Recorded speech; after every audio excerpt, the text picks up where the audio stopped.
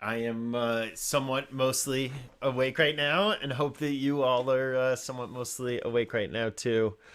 For this Elul reflection, I think this is my last Elul reflection before Rosh Hashanah.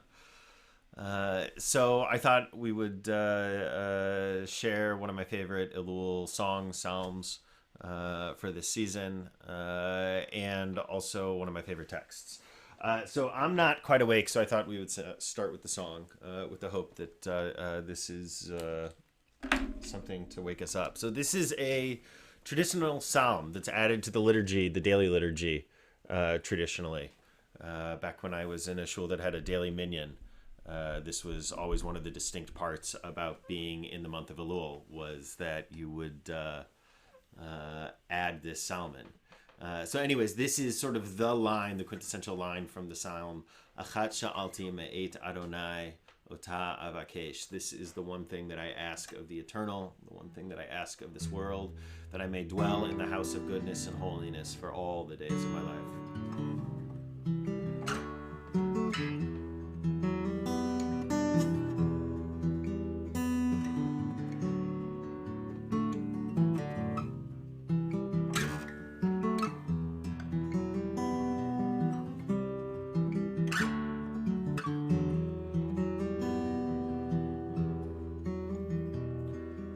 Achat she'alti me'et Adonai ota avakesh.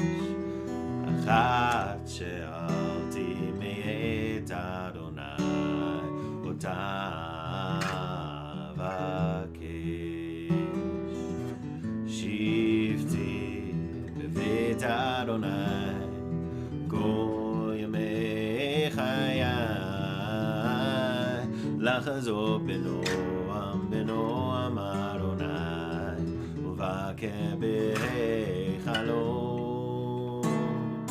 לחזור בנועם אדוני ובקר בחלום. אחת שאלתי מאת אדוני אותה אבקש. אחת שאלתי מאת אדוני אותה אבקש. שבתי בבית אדוני כל ימי חיי. לחזור בנועם אדוני ובקר בחלום. לחזור בנועם אדוני ובקר בחלום. אחת שאלתי מאת אדוני אותה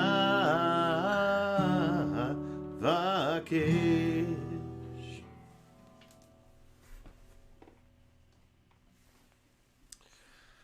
So that's just one of those that kind of sounds like the High Holy Days to me. A song and a text today. So another one of my favorite texts for this season. Did I mention I've only had one cup of coffee so far today? Yeah. Anyhow, so this comes from Breshit Rabbah, which Breshit Rabbah is a collection of midrash. I have a good friend, Bill Dole, Pastor Bill Dole, who described midrash as ancient rabbinic fan fiction of the Bible, which I think is probably a pretty fair description of it, actually. So we're looking at something that's a few thousand, over 1,000 years old, certainly.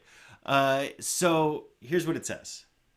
Rabbi Azariah commenced in Rabbi Aha's name, saying, "You have loved righteousness and hated wickedness." Okay, this is the verse from the Psalms that they're going to pick up. Midrash is often kind of a game where someone will throw out a line from somewhere else and you'll try to come up with the best teaching around it.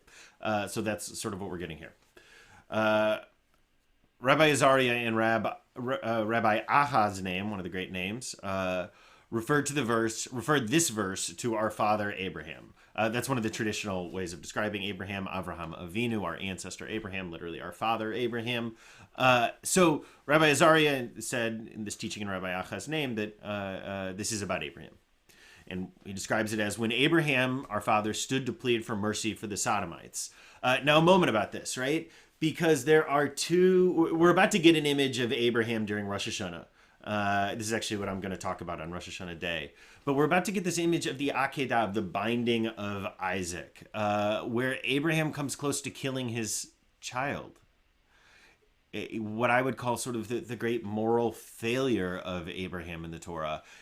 And what we have here, though, Sodom and Gomorrah, is the great moral success story of Abraham. This is when he stands up and says no to the highest authority figure in the land, right, his God, and says, no, you cannot kill these people. It is not right to kill the innocent along with the guilty. So anyways, Rabbi Aha, or Rabbi Azariah in Rabbi Aha's name, is saying that you have loved righteousness and you hated wickedness. Other way. Right, the psalm at the top. This is about Abraham and when he pled for mercy with the Sodomites. For what is it written? Far be it that you should do such a thing. This is what Abraham explains or says. And Rabbi Aha explained it as meaning this. You, God, who swore not to bring a deluge upon the world, you are evading your own oath. What, so you won't bring a deluge of water, but instead one of fire? If this is the case, then you have not been true to your oath. Right, this is a great line. This is putting a lot of chutzpah in Abraham's mouth right here, right? Saying, okay, yeah, like you said, you want to destroy it this way, but come on. I think it's an indictment of the world and the world that Rabbi Acha lived in and Rabbi Azariah lived in also, right? And easy enough for us to look at our world today and make this accusation as well. So Rabbi Levi picks this up and continues. Shall not the judge of the whole earth deal justly? Another brutal indictment of our world and of a divine, right? If you desire the world to endure, there can be no absolute justice. While if you desire absolute justice, the world cannot endure. This is one of those lines, and we're going to get actually my favorite line in just a moment. There's one more line that we'll put up in a second. This is one of those profound ideas, I think, of Judaism, that absolute justice is incredibly important. Our stories about how we are right and our explanations of that are true.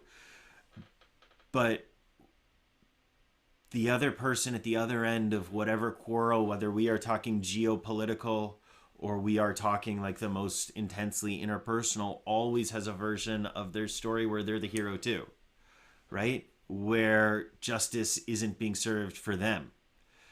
And so there is this idea that if there is to be the world, there cannot be absolute justice. So let's see the concluding line. This is my favorite. Sometimes these buttons work better than others. There we go. Maybe not. Okay, the last line. Yeah. Gave up on it too fast. The last line. Yet you, right, this is you, God they're talking to, would hold the cord by both ends, desiring both the world and absolute justice. And here's the line I love. Unless you forget a little, the world cannot endure. So that's what I'm working on this High Holy Day season, working on forgetting a little. Right, we have to do the work of tshuva. We have to do the work of really honestly looking at our impact and trying to close the gap between what we wish it was and what it actually is. But it also requires a little forgetting. It requires a little forgetting of the ways that maybe our absolute justice hasn't been served so that justice can be found somewhere in the middle too. So Shana Tova, everyone. A happy, healthy for us, for the whole world, and sweet New Year.